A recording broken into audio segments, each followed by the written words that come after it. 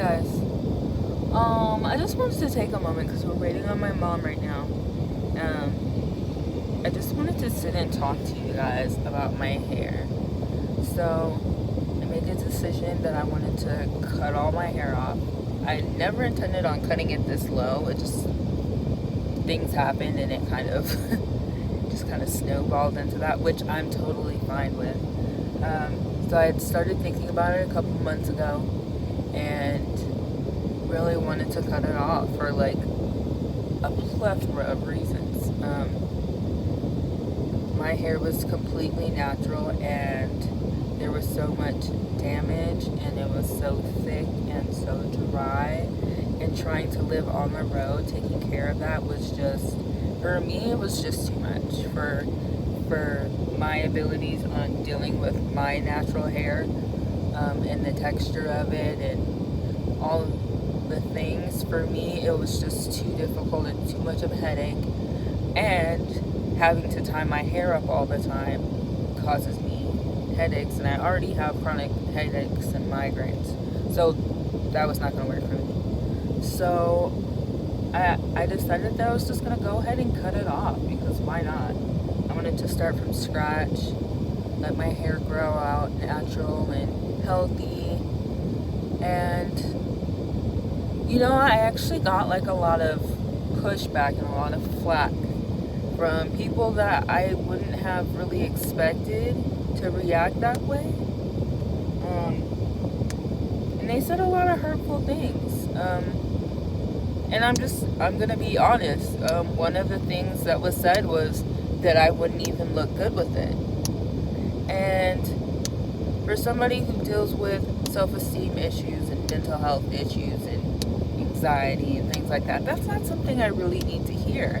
I work hard every day to keep myself centered and grounded and, be appreciative of life and who I am and accepting of who I am as a person. So to hear that from somebody who knows my struggles, it hurt me for a couple days. And then after that, it motivated me even more to cut it off, because I was like, you know what? I am pretty. I'm beautiful with or without my hair. And I'm going to show y'all. And I'm gonna go all out. And so I did. I cut it all off, and I actually don't mind. Like, I felt like I was gonna be stressed after I did it, and it was so what's the word? I can't think of the word right now, but I felt so good and so relieved, and like that's just one less thing that I have to worry about when I wake up in the morning. And I feel like as black women, or just women in general, I feel like we hide behind our hair. I feel like a lot of our confidence is tied to our hair. And we spend so much money and time and energy on making sure our hair looks good. For what? For other people. I love to have my hair done. I love for it to look nice. But ultimately, we do it to impress others. A lot of times, we do it to impress others and make other people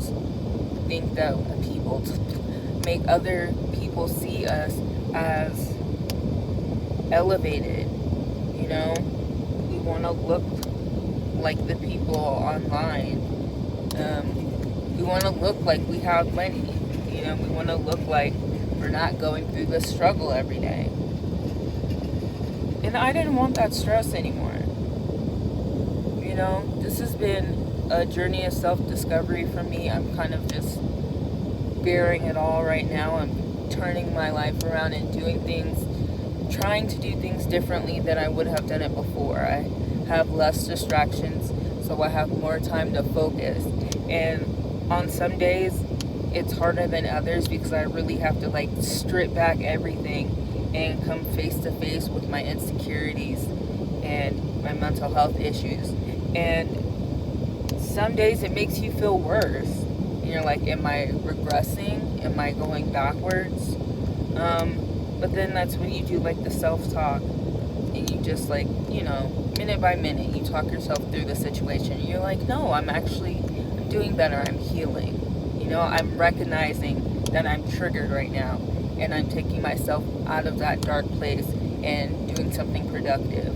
So for me, I just feel like cutting all my hair off was part of my journey. And I feel like, I don't know, I feel good about it. I actually feel really good about it. And I've gotten more positive comments and compliments than negative. So that's good. I'm like, okay, like I kind of knew I was pretty already, but you guys are just confirming it. Thank you. So yeah, I just wanted to get on here and, kind of talk about like how we got from where I was to here, because it does kind of seem sudden, but I've actually been thinking about doing this for months now, and I've talked my family's head off on whether or not I should do it, what style I should get, should I cut it, should I color it, should I shave it off, should I do design, all the things I've talked their heads off about it. And I was like, you know what, I'm gonna do it. I'm gonna just go in, I'm gonna do it. And shout out to Miss Kathy. I've known her for almost 30 years now, and she's cut all of my brother's hair, my dad's hair, she's even done my grandmother's hair, my cousin's hair, and I've never sat in her chair before to get my hair done. And I really trusted her to help me on this journey, and she did such a good job. She like took baby steps with me and made sure that I was comfortable with what we were doing before we did it, and I think she just did a really good job. I'm happy with it, and I wouldn't have been able to get to this point without her. So shout out to Miss Kathy. She works at Shades of Excellence in Litchfield, Arizona, so look her up. But yeah, so I'm done talking your guys' head off. I just wanted to get on here and address a few things with you guys. But yeah, just remember you're loved no matter what. I love you no matter what. And in the great words of the most famous Gemini of all times, if don't nobody else care, Tupac cares. I said that backwards, but no matter what. Period. Alright guys, I'll see you later.